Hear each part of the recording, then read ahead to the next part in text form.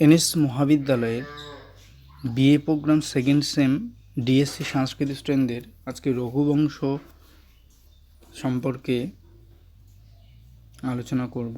এই রঘুবংশ মহাকাব্যটি মহাকবি কালিদাস রচিত মহাকাব্য শ্রেণীর রচনা। এটি 19টি স্বর্গে রচিত। প্রথম স্বর্গের নাম বশিষ্ঠাশ্রমাভিগমন, শ্লোক সংখ্যা 95। মঙ্গলাচরণে বর্ণিত দেবতা পার্বতী ও পরমেশ্বর, বর্ণিত রাজার সংখ্যা 29, বর্ণিত প্রথম রাজা দিলীপ, বর্ণিত শেষ রাজা অগ্নিবর্ণ। প্রথম স্বর্গে বর্ণিত প্রধান রাজা দিলীপ, কুলগুরু ও তার পত্নী বশিষ্ঠ মুনি, অরুন্ধতী। আশ্রম বশিষ্ঠাশ্রম, বর্ণিত বংশ সূর্যবংশ, মনুবংশ, ইক্ষ্বাকু, মগধ ইত্যাদি। বর্ণিত পর্বত সুমেরু, লোকালোক ইত্যাদি। স্বর্গের কামধেনু সুরভি ও তার কন্যা নন্দিনী। প্রথম থেকে দশম স্বর্গ পর্যন্ত প্রথম 5 জন বিখ্যাত রাজার বর্ণনা। একাদশ থেকে পঞ্চদশ স্বর্গ রামচরিত বর্ণনা। ষোড়শ থেকে 19 স্বর্গ রঘুবংশ, কুশ থেকে অগ্নিবর্ণ পর্যন্ত রাজার বর্ণনা। প্রমুখ শক্তি ভাগর্থবিব সম্পৃক্তঃ ভাগর্থপ্রতিপত্তয়ে জগতঃ পিতরৌ বন্দে পার্বতী পরমেশ্বরৌ। মহাকবি কালিদাসের কালজয়ী সৃষ্টি রঘুবংশম মহাকাব্যের মঙ্গলাচরণ। উপরি উল্লেখিত শ্লোকটি বাগদেবীর প্রতি নমস্কার জ্ঞাপন করে মহাকাব্যের সূচনা করেছেন মহাকবি। আম্ভৃণ ঋষির কন্যা এই বাগদেবী, বেদে দেবী সূক্তে তিনি স্তুত হয়েছেন। এখানে বাক এবং অর্থ যেমন, সেরকম পার্বতী এবং পরমেশ্বরের বন্দনা করেছেন মহাকবি। বেদে দেবী সূক্তে তিনি স্তুত হয়েছেন। এই বাগদেবীর থেকেই শব্দসমূহের উৎপত্তি বলেই বৈদিক ঋষির ধারণা। আবার বাক্যপদীয়ের ব্রহ্মকাণ্ডে এই শব্দকেই ব্রহ্মের সমার্থক বলা হয়েছে। অনাদি নিধনং ব্রহ্ম শব্দতত্ত্বং যদক্ষরম। বাক্যে আশ্রয় করেই এই বাক্ময় বা সাহিত্য। শব্দ ও অর্থের যুগলকে যদি বাক বলা হয়, তাহলে তাদের মিলিত রূপ যে ভাষা, তা আর বলার অপেক্ষা রাখে না। ভাষাই হলো বাগদেবীর ধ্বনিময় ও লিপিময় রূপ। ভাষাই হলো বাগদেবীর ধ্বনিময় ও লিপিময় রূপ। যে সকল স্থপতি ও এই বাগদেবীর তথা ভাষার দেউল নির্মাণ করেছেন এবং যে সকল শিল্পী সেই দেউলে অলঙ্করণ কার্য সমাধা করেছেন, সেখানে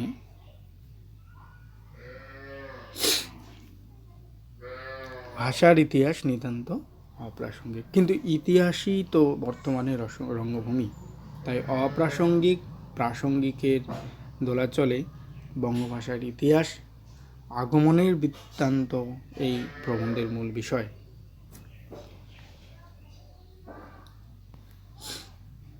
তারপরে শ্লোকটি আছে কাহ সূর্য প্রভব বংশঃ ক্যাহ চল্প বিষয়ামতি মন্দঃ কবি যশবর্থী গমেশম উপহাস্যতম।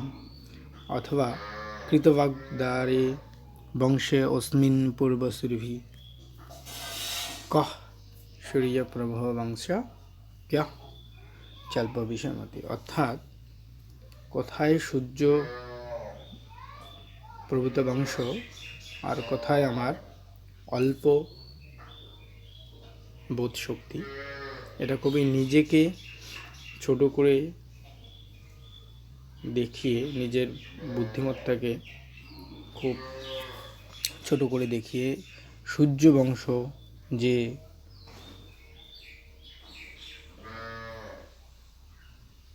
প্রভূত বংশ বা সূর্যবংশের আলোচনা তার অল্প জ্ঞান বা বুদ্ধি দিয়ে যে সম্ভব নয়, তা স্বীকার করে তিনি এই শ্লোকটি বলেছেন।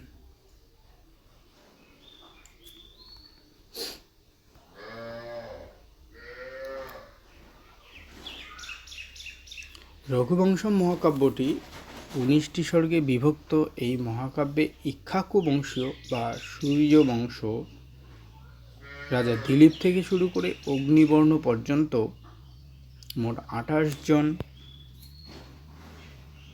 রাজার সংক্ষিপ্ত পরিচয় পাওয়া যায়। স্বর্গানুক্রমিক বিষয়বস্তুর বিন্যাস সম্বন্ধে বলা যায়, প্রথম স্বর্গে অর্ধনারীশ্বর পার্বতী পরমেশ্বরের বন্দনা এবং রঘুবংশের ঐতিহ্য বর্ণিত হয়েছে। দ্বিতীয় স্বর্গে থেকে চতুর্থ স্বর্গে রাজা দিলীপ এবং তার পত্নী সুদক্ষিণার পরিচয় পাওয়া যায়। এরপর রঘুর জন্ম থেকে রাজ্যভার গ্রহণ ও সাম্রাজ্য স্থাপন বর্ণিত হয়েছে। পঞ্চম থেকে অষ্টম স্বর্গে রঘুর পুত্র অজের জন্ম, বিবাহ, রাজ্যাভিষেক এবং দশরথের জন্ম থেকে শুরু করে অজ ইন্দুমতির মৃত্যুর কাহিনী চিত্রিত হয়েছে। নবম থেকে দশম স্বর্গে রাবণ নিধনের জন্য বিষ্ণু রাম অবতার রূপে আবির্ভাবের বার্তা বর্ণিত হয়েছে। একাদশ থেকে পঞ্চদশ স্বর্গে রামের কৈশোর জীবন থেকে শুরু করে সীতার পাতাল প্রবেশ পর্যন্ত বর্ণিত হয়েছে। ষোড়শ থেকে ঊনবিংশ স্বর্গে রয়েছে লবকুশ থেকে শুরু করে অগ্নিবর্ণ পর্যন্ত রাজার পরিচয়। রঘুবংশম মহাকাব্যটির উৎস রামায়ণ হলেও মহাকবি কালিদাস ঘটনার বৈচিত্র্যে, ভাষার সৌন্দর্যে এবং উপমার সংমিশ্রণে মহাকাব্যটি একান্তই নিজস্ব করে তুলেছেন। প্রকৃতির বর্ণনা, প্রেম, সততা এবং ন্যায়নিষ্ঠার মহিমা প্রভৃতির বহুবিধ বৈশিষ্ট্য মিলেমিশে রঘুবংশ মহাকাব্যটিতে অত্যন্ত আকর্ষণীয় করে তুলেছেন।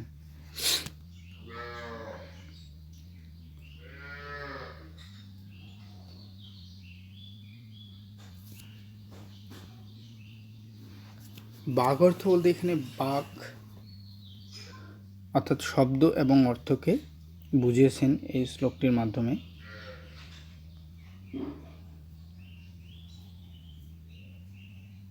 জগত পিতরৌ বন্দে পার্বতী পরমেশ্বর, অর্থাৎ জগতের পিতা মাতা পার্বতী এবং পরমেশ্বর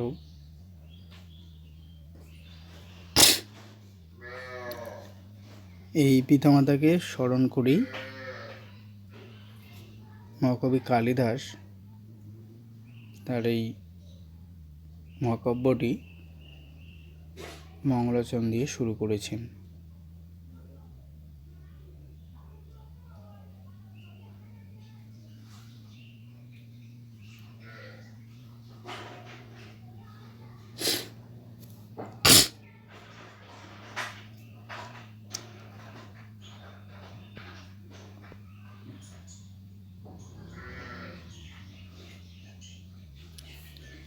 এই মহাকাব্যটি 95টি শ্লোক সংখ্যা বিশিষ্ট। মঙ্গলাচরণে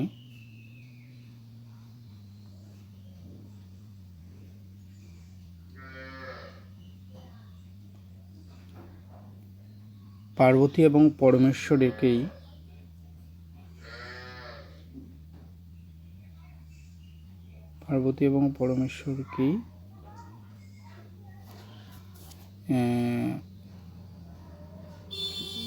বন্দনা করা হয়েছে।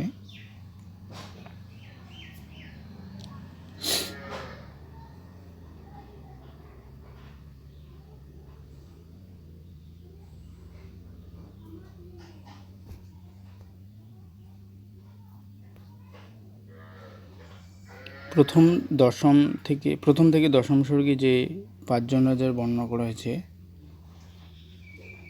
প্রথম রাজা হলেন দিলীপ।